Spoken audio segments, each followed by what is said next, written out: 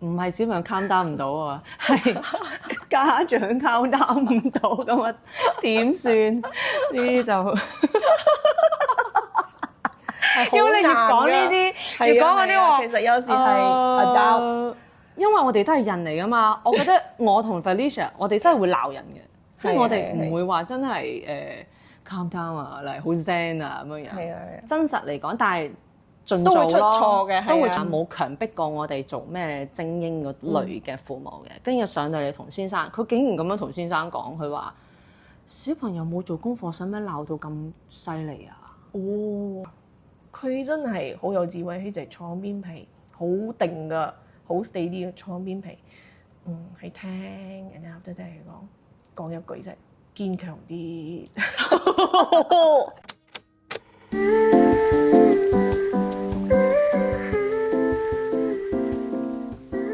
Hello， 大家好，歡迎又翻嚟 Parents Daily， 我係阿 Cam， 我係 Felicia。咁今日我哋都係繼續講翻性正面管教呢個方式啦。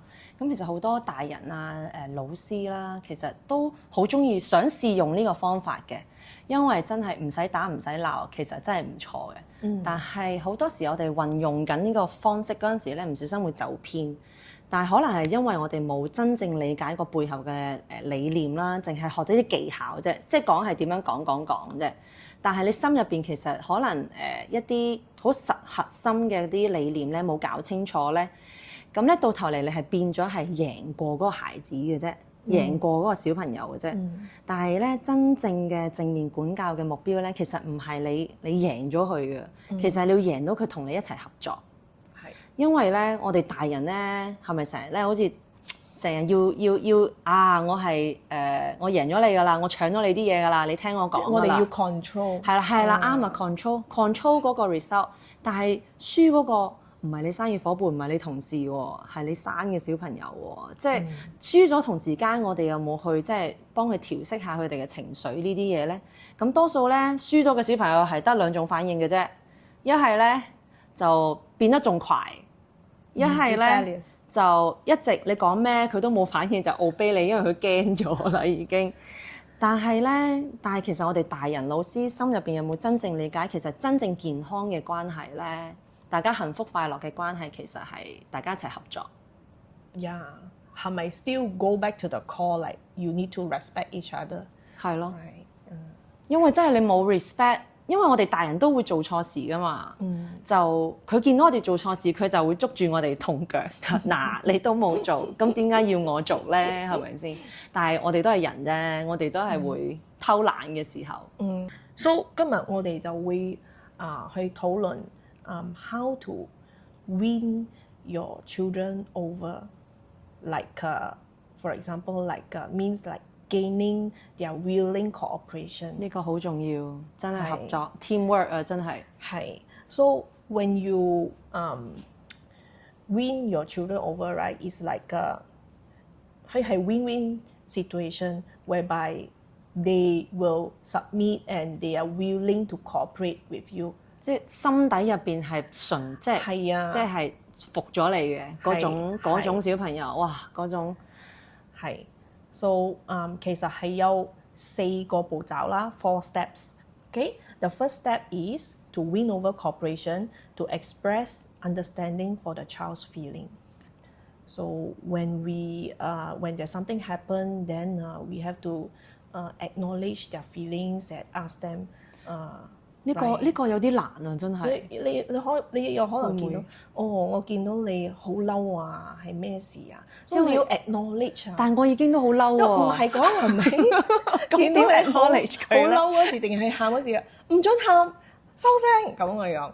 如果佢嗰陣時真係做錯事咧，我哋點樣去都係要小朋友行先，因為佢都係一個acknowledge 個腦部發育未健全嘅人。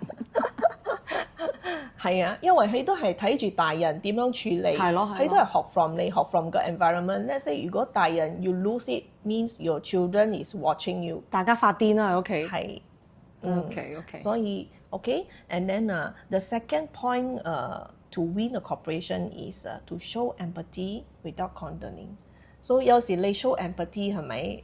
有可能你好 sarcastic 咁樣啊。係咪？都點樣佢會好 feel 到你好 sarcastic 咁樣，好似你唔笑佢你唔咁樣真心咁樣去 show empathy，then 佢會 feel 到噶嘛。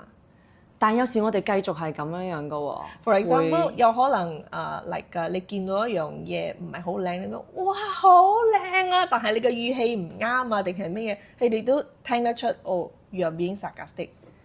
但係真係好多大人唔覺嘅喎，會So 第二就係 show empathy。陣間我會俾 example 係咯，因為你講呢啲係技巧啦，技巧之後有咩生活上實質嘅嗰度先會再講多少少。Okay, the third point to win a cooperation is you share your feelings and your perceptions. Okay, like if you understand like the first and second step already, then the third step will be done in a sincere, friendly manner. Like 呢個 tone 要俾佢覺得哦，你係同情緊我，你唔係 being sarcastic。即係有時唔係話我跟你講了啦，我同你講過好多次㗎啦，講㗎啦，係啊，講你又唔聽，聽咗又唔做，所以你一講咗呢啲咧，佢就佢嗰個腦電波就即刻 shut down 咗㗎啦。係。但係咁樣唔會話好重，即係點樣講咧？即係好就佢咩會？唔曉嘅，so 陣間我會俾個 example 你點樣去 like it's still like shows that both will respect each other, understand each other, and the child。我覺得 respect 真係要記住呢個字咯，因為頭先我都係睇咗少少點樣贏過。我哋成日大人就覺得哈哈嚟你已經係我 control 緊你㗎啦，你已經係 under 我 control 㗎啦，我係贏咗你。但係真係小朋友會覺得都要有個 respect 喺度嘅。係啦，即係佢都係 under 你 control，但係係咯。個 respect 真係好緊要喺個 positive discipline 入邊。So let's say 你做到已經到第三個 point 啦，你嗰個 child 就會覺得哦，你係明白我，你係 acknowledge 咗我 feelings， 咁樣之後佢就會舒服咗好多啦。所以你會睇到佢表情慢慢變㗎。係啊。And then 你嘅 child 就會 be ready to listen to you， 佢會聽。咪住先，你講呢啲係幾歲可以開始做嘅事？可以嘅，由細到大都可以嘅。但係咧let's say 如果係2歲咧，你就用容易啲、簡單啲嘅方式去問佢，同埋share with 佢因為佢哋明白㗎嘛。其實呢樣嘢咧可以用到好大個㗎。我覺得even 你自己嘅老公我都而家咁樣睇，已經嗰啲 big baby 50、60歲其實都可以用。嗰啲鬧 baby 呀，因為我哋做 parents 嘅唔係淨係照 small baby 嘅啫嘛，仲有自己嘅 parents big baby 嗰啲60歲都變咗10歲啦，好蠻不講理啊，即係自己大晒㗎啦，你就用翻呢個方式理解佢感受先。Okay, step number 4， 第4個 point to win cooperation over is like to invite the child to focus on the solution。即是講咧，我唔係講 like 呢個好啱喎，真係。係啊，因為好多時候我哋係 focus 喺 emotion， 唔準喊，收聲，坐喺度唔準喐。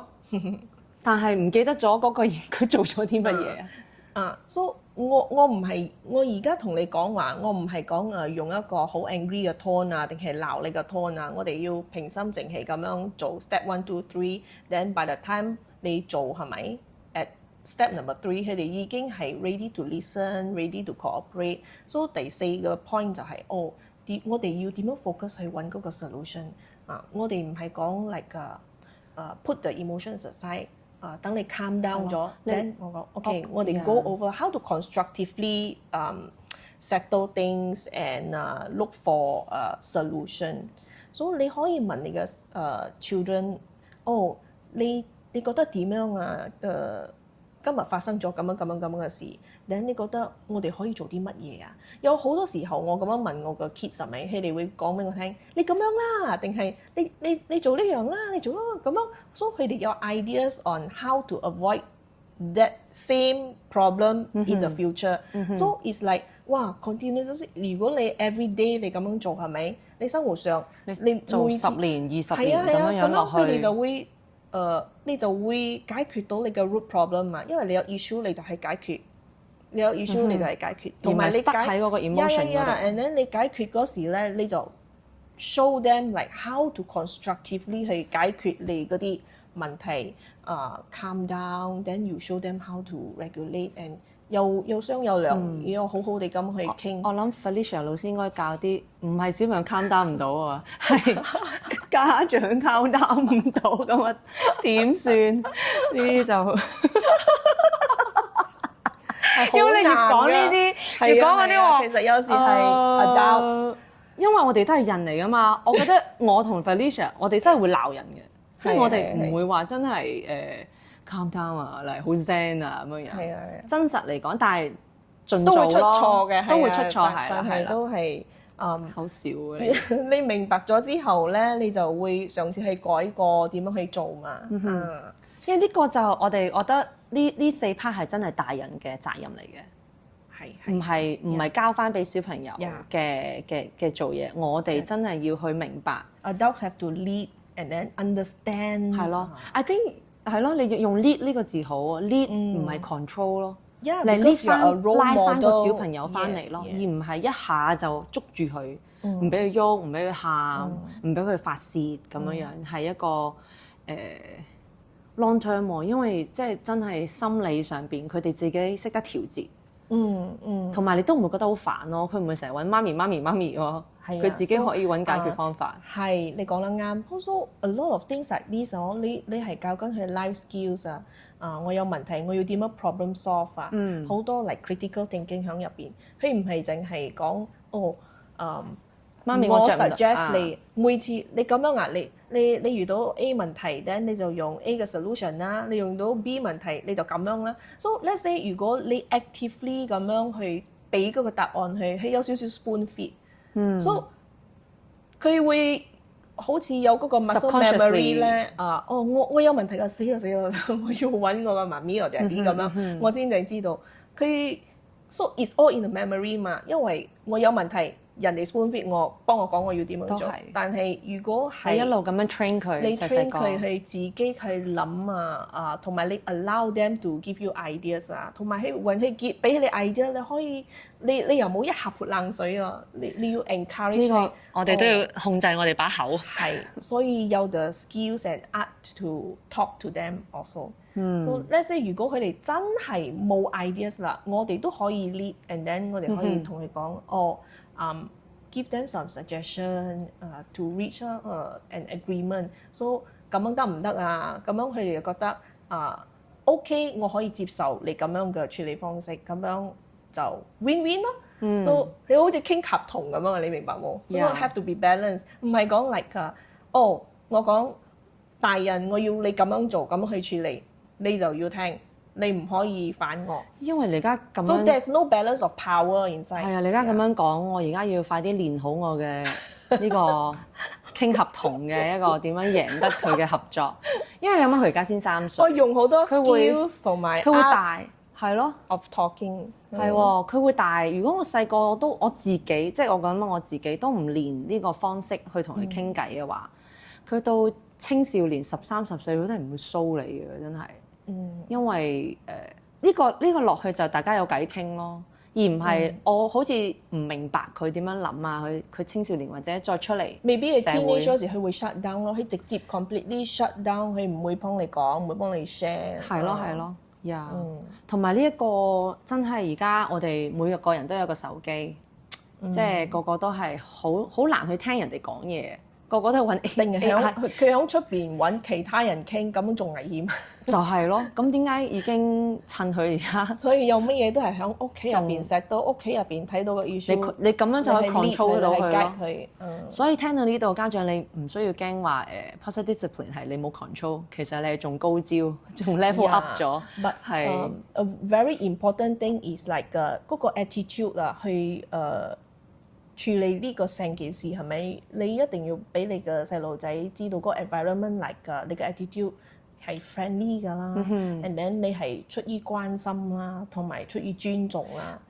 我有個問題，如果屋企3代同堂咧，即係一個唔係，好似老公係好惡嘅，個阿媽係想 discipline 嘅，就係 positive discipline 嘅。咁上一代有唔同嘅管教方法，咁會唔會都係起碼有一個人可以冇問題嘅。So let's say 個 carer 嗰個阿媽最主要照顧佢嗰個人做呢個。係啊 so maybe 突然間我嗰個 example 你就睇到，OK， even like 好似你頭先講，佢個 father 唔係好把你處理，因為唔識講啊嘛，多數男人都係覺得一嚟就係你係咪好你係咪好有感觸啊你？因為我想講我老公咧，我老公叫佢睇呢本書唔睇。我叫佢咁你聽我哋嘅，唔係睇我哋 summary 咯。有可能冇時間去睇，定係冇咁嘅 interest 去睇啦。但係我哋睇咗咧，佢哋就好彩佢係願意聽啊。係啊，同埋我發覺係咯，我老公睇住我做，佢都有學少少嘢咯。即係我都唔係做得完美嘅，大家都唔做得完美，但係起碼開咗個頭先咯。Moving towards the new direction 係咪 the right direction？ OK， yeah， so 我俾個 example 就係咁樣啦。For example like 嗰陣時我嘅細路仔，我有 two boys 嘅，嗰陣時佢哋先正 like maybe 5-6歲咁嘅樣啦。maybe 一個4歲，一個6歲。So 咧就 send 佢哋去 swimming class。So swimming class 嘅 teacher 咧就係男人 teacher， 男仔嚟嘅，後生仔一個 young adult So 你明白啦，嚟後生仔未必佢哋唔明白太多 parenting， 佢哋就教游水嘅啫。So 嗰時我就冇去接佢，冇去我個老公去接佢啦。OK。So 嗰個swimming teacher 咧就 complain 係講，你兩個仔好曳啊，唔 cooperate 啊。好快啊！佢就係用嗰個快字啦，好快啊！teacher 就 complain because father 去 pick up，so teacher 就會 complain 俾個 father 咧就忽然之間好似個路有，我覺得佢係嗰個時間係未必佢心情唔係幾好，定係唔係未必睇唔清楚嗰件事，唔係好知道點樣處理，因為一去接佢個 teacher 就一下就 complain 落嚟咯。係有可能係第一個接收嘅 info 就係喺佢個腦入邊就係、一定係佢哋一定係細路仔嘅問題，同埋我好唔好意思，因為個 teacher 咁樣講我細路仔，整到個 teacher 好唔開心。係佢會有一個好唔好意思喺入邊。好唔好男人呢個角度好似好冇面啊會。又唔會嘅，我覺得係比較多係好唔好意思啦，因為搞到個 teacher 好唔開心，咁憤好嬲，係啊，真係好嬲啊！佢 describe 因為你唔喺嗰度，係好難 describe 啦。跟住咧，佢就上到車，佢就一直鬧佢嘅嗰兩個小朋友，佢就一直講佢啦。你唔可以咁樣㗎，咁冇禮貌㗎。因為個 teacher 係講係冇禮貌同埋係好快嘛。係 group activity 定係1對2？ swimming class 就好似嚟㗎，maybe 佢有3-4個喺嗰度，佢要照顧都有其他，叫一個，OK，輪流咁樣。So 佢就冇去 check 咩事發生，佢就一上到車就揞起嗰兩個狂鬧啦，係啦，就鬧起嚟啦。So 鬧到咧，嗰兩個翻到嚟啦，面黑黑啦，老公又面黑黑啦，跟住老公一翻到嚟你喺度笑住啦，我冇笑嘅，一翻嚟哇咩事啊？好似好重火藥咁啦，跟住佢講嗰個 teacher complain 你個仔啊，講佢好快啊，同埋好冇禮貌。變咗你個仔喎，唔係我哋個仔。係，so 係咪哇咩事啊？但我兩個仔又好嗰個，佢又冇點樣啦，但係個面好 long 啊，好哨啊。咁樣我睇到咁樣，我梗係第一。The first thing I do is to go and ask the adult, right? To ask the my husband what happened. 因為大人先知係咯。So 嗰個大人都係好重火藥啊，係咯。因為講出嚟嘅嘢可能都會偏咗。好冇禮貌同埋兩樣嘢啦，冇禮貌同埋亂咁嚟定係咩？係周圍走定係？我頭先講咩咗？冇禮貌同埋唔聽講。So after that，3個翻到嚟都爆炸啦！全部翻自己嘅房啦，咁樣我就坐住嗰度，然後我諗咗一下，睇下書，我冇睇書啦，我就諗咗一下，我嗰時仲係 OK 嘅，因為 it doesn't affect me 嘛。 Okay. 我就第一時間落去我個大仔嘅房，應該係6歲啊，所以我問佢，都講到成件事㗎喎。我就問佢，佢就喺佢嘅房嗰度啦，long 嘅時候啊，所以我落入去問佢，我講咩事啊？做咩你個樣咁嬲嘅？所以我就係用緊 the first point 啦，which is I'm trying to describe 佢嘅 feeling 同埋 express 俾小朋友感覺到 understanding 你係有了解佢，你想聽佢講嘢嘅。所以我就好聲好氣咁問佢啦。What happened? Why do you feel like you look so angry and mad? So 即係唔帶任何 judgment 嘅一個 tone 去關心佢。Your tone is very important, and then like the way you speak, 你都 feel 到 like you have the empathy, right? So 我個仔就好嬲啦，喺度講：你唔好問我啦，你問 Daddy 啦，佢唔係講晒咗咩？你咁講。Oh no! I want to hear from you. 佢講晒咗，哇 ！OK。等佢都唔想再講啦，因為佢已經響車已經俾人哋審。係咯。等我講 no because your feelings matter to me, and then I also want to hear from you what happened, right？ 因為我要知道個 core 嗰個 root problem 係響邊度出嚟㗎嘛。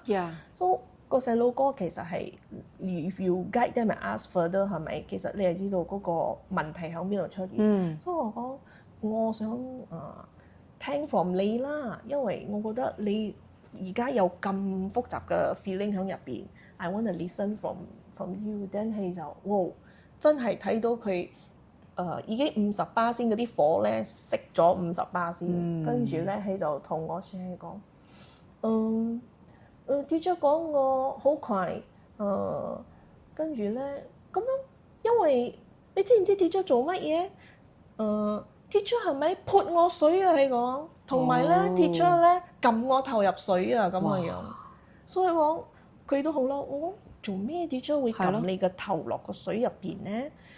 哇！其實係好危險，你知冇？你撳嗰個 child 個頭落個水入邊，佢哋唞唔到氣嘅。定係學習嘅一種方式啊？唔知佢哋學游水應該 teacher 好。如果小朋友咁樣講嘅話，嗰個 teacher 都好火滾。佢已經好火滾，所以咁樣懲罰佢啊。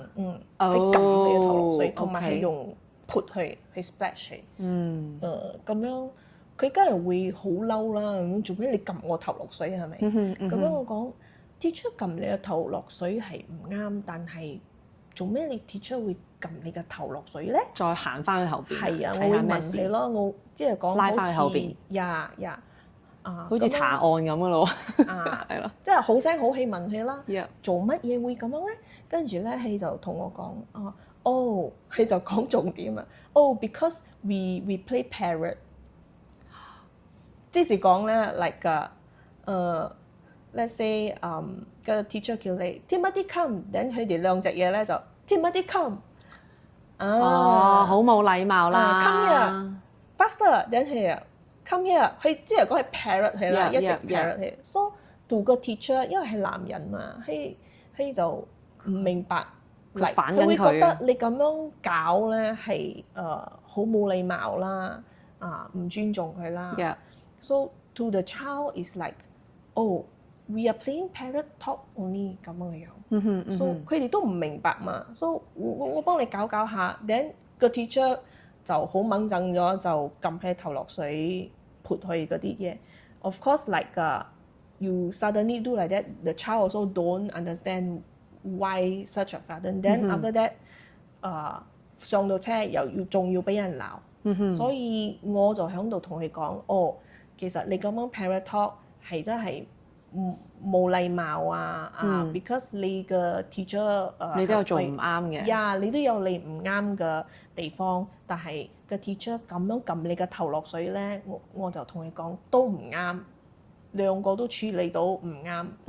咁我會同你 teacher 講 respectful way。因為我覺得咁樣好危險啊！你咁樣撳佢落頭，咁樣都會同 teacher 傾。我講我會同 teacher 傾，但係下次你去class 入邊，你都要 respect 你嘅 teacher。When 你 teacher 叫你嗰時，你要 cooperate 咁樣嘅樣。你唔好兩隻嘢喺度搞。呢個係去咗第幾堂發生嘅事啊？記得係第幾堂啦應該好耐，但係應該係in the 啱 middle 啱已經係開熟咗始已經熟咗嘅，㗎啦因為我覺得第一次去應該小朋友冇咁大膽，係先生應該都冇咁大膽會咁樣樣對小朋友。 So 就係咁樣同佢傾咯。我會 point out 其實你咁樣係唔啱。分享你嘅感受同埋睇法咯。所以你嘅 teacher 會咁嘅樣，and then 你 teacher 咁樣做都唔係好啱啦，因為處理到唔係好適當啦。以暴易暴。我會同你 teacher 講。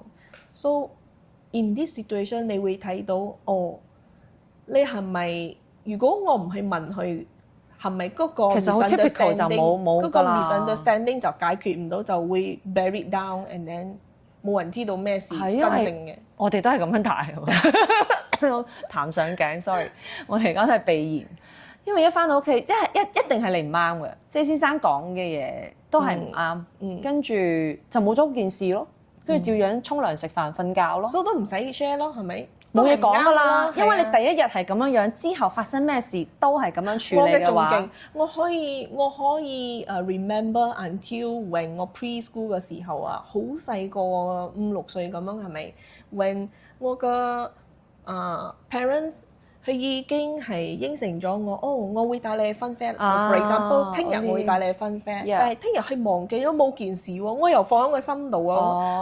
I'm looking forward to it the next day，我會去 fun fair。你冇同佢講定係？有，等我 bring up 我，你今日唔係去 fun fair 咁咩？等大人忘記咗嘛，所以佢就講。係啊，我忘記咗啊，就係咁樣就冇咗啦。唔記得啦，冇去啦咁樣樣。Then of course 你會有情緒嘛？你就講你應承咗嘅，做咩你冇做到咁樣嘅樣？你梗係會你個 tone 會細路仔嘅 tone 會唔好啦，有情緒咗嘛？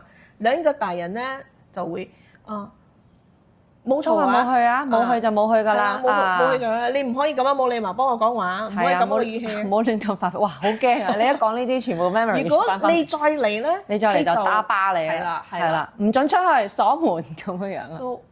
哇！明明係你自己啱㗎嘛，因為你 trying to express 你嘅 frustration，做咩你會忘記你嘅 promise？但係嗰個 adult 就會覺得 I want to win the conversation，我要 control over 你嘛。佢哋唔識，有可能佢嗰時唔識點樣去處理，佢就講你唔可以咁冇理由幫我講嘢。所以我哋聽清楚，我哋冇怪過我哋，即係嗰一刻有，但係而家係冇事㗎啦，因為大家嗰個 background 唔一樣。嗰一代同呢一代嘅真係唔可以比較。所以我覺得真係會 shape 到你嗰個 behaviour。Yeah，the way they discipline you will shape your behaviour。True。Yes。因為你講呢個，你講例如你阿媽可以講，我可以講我阿媽。我阿媽係比較放縱，即係撐我嗰個嚟嘅。咁佢都有食言嘅，佢都有話即係呢啲有去冇去。但係我小學2年班嗰陣時，最大嘅一件事咧係我偷冇做功課嘅。嗰個對我嚟講係好大件事，因為我半年冇交過英文功課。跟住我就唔知有個方法，我係總之收功課嗰陣時就擺喺前邊，跟住我就攞翻我個本出嚟。我好似持續半年我咁樣做，我小學2年班已經咁蠱惑咗。其實我好討厭嗰個英文先生嘅，都係因為佢係嗰啲精英班嘅老師嚟嘅，跟住嚟到我唔係精英嚟嘅，我哋係普通人嚟嘅啫。跟住就嚟到我哋班，好似成日睇唔起我哋個班嗰種態度。你話小朋友係感覺到嗰啲氣場㗎？咪係講頭先我 share 嗰個 point 咯。係咯，因為我已經唔中意嗰個先生，仲要上佢堂，跟住咧有一日就俾人發現咗啦，咁佢就當眾羞辱我啦，即係我已經喊到好慘㗎啦喺個班嗰度，跟住先生就話：你睇呢個冇用㗎，唔做功課啊，而家俾人捉到啦，哈哈哈咁樣樣，咁係我唔啱嘅，咁即係我冇做嘛，咁我係自己偷雞，跟住就打電話叫我媽嚟咯。哇！我估唔到我媽一嚟到，佢咁樣同先生講，即係其實交代一下我阿媽個背景先。我阿媽其實都唔係讀書人嚟嘅，即係比較是但嗰隻咁樣樣啦，冇強迫過我哋做咩精英嗰類嘅父母嘅。跟住上到嚟同先生，佢竟然咁樣同先生講，佢話小朋友冇做功課，使乜鬧到咁犀利啊？哇！嗰對翼就起啦，我對翼就覺得哇！我做錯事，即係我媽都企喺我呢邊。我而家講起都會覺得有啲係呢個嘅步驟就之後你去邊啊？我攞 tissue 俾你啊！唔係啊，我就覺得呢一步咧，就之後就造就咗我唔怕死嗰種嘅，係啊，但係係咯咁樣樣咯。但係我之後都有做錯事嘅，即係屋企啦，因為佢都有打我嘅。其實嗰樣嘢唔一定係啱，有可能你個媽咁樣講都唔一定係啱，但係你細路仔你聽到你就會覺得，哦，my mom have my back like that，correct or not？係咪？點樣都好做錯事，但係有商有量，要可以係啦，因為我好記得佢話，係咁你唔需要鬧到咁即係有程度，佢好似判咗我死刑嗰種，而唔係去坐幾日監嗰種咁樣好氣樣咯。傾，佢覺得哇，你都係識講嘢嘅人嚟嘅喎，因為你屋企唔係咁嘅喎，咁樣樣咯。咁自此之後，即係知道屋企有個人撐住你咯，就你唔需要驚出去發生咩事都好咯。tough love。係啊，OK，就咁咯，翻嚟，好感動啊，好似係啊，咁樣之後，我同我媽嘅關係都係即係你唔會驚同佢講任何嘢咯，因為咁大件事佢都撐你喎，即係佢冇我好記得佢冇翻屋企再鬧我噶，因為佢見到我已經喊到咁慘，但係其實係咪有好多時候？我覺得the older generation 啦，好似我哋嘅 parents 啊定係咩，我都發覺唔係每個人，就算佢哋唔識，唔係每個人唔識用 positive discipline 嘅。好似我諗起我個 grandma 咁樣啦，我 grandma 咧就我覺得佢好有智慧，佢冇讀書嘅人嚟嘅，所以佢係響好似嗰啲嚟㗎kampung kampung咁樣長大啊，嗰啲環境咧就好似嚟㗎。哇！每日都有靚嘅生熟蛋嚟響佢個屋企嗰度，可以就淨係去嗰度攞咗咁啊食咁嗰種啊，所以佢係咁樣帶。所以我覺得佢好有智慧咯。就算佢冇睇呢啲咁嘅書，佢都會識講。如果有乜嘢事發生，好似嚟㗎，我有一擺我係出嚟做工咗啦，等我好 stress 啊，跟住我同佢講，我仲要考我 CPA paper，我已經做工嗰陣應該22、23，係咯，等我就崩佢啊，因為我攞假翻我要考 CPA exam，等我有一個禮拜嘅假咁樣啦，翻去嚟讀書啦，考試啦。所以其實一個禮拜係唔夠噶，成本 CPA 係好鬼要厚，好緊要厚㗎，你知冇？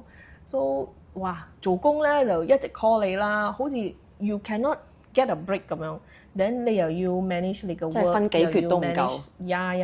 呢個 exam，所以就崩潰咗。跟住我就坐喺佢邊皮喊，我好大壓力啊，做工又好似冇 breathing space 咁樣，跟住even like take leave for exam also you still have to handle， 你又要考試又要交。then 哇，佢真係好有智慧，佢就係坐邊皮，好定㗎，好 steady 嘅坐邊皮，係聽人哋後底聽佢講一句啫，堅強啲。你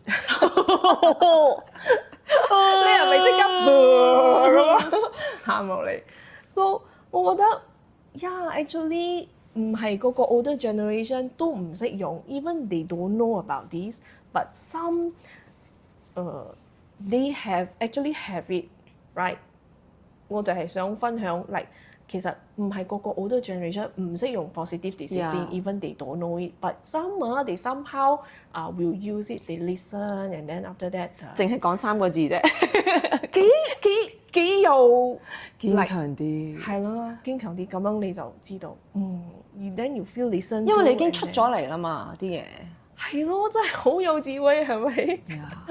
我哋要做呢啲淨係講3個字嘅媽媽，跟住佢又明白喎，好似你攞咗人哋嘅嘢定係乜嘢啊？佢會首先同你講，佢會捉你過嚟先，跟住佢問你，佢就其實佢知道係你嚟嘅，咁佢唔會拆穿你嘅，佢就問你我唔會鬧你嘅，我唔會打你嘅，但係你俾我知道係咪你攞嘅？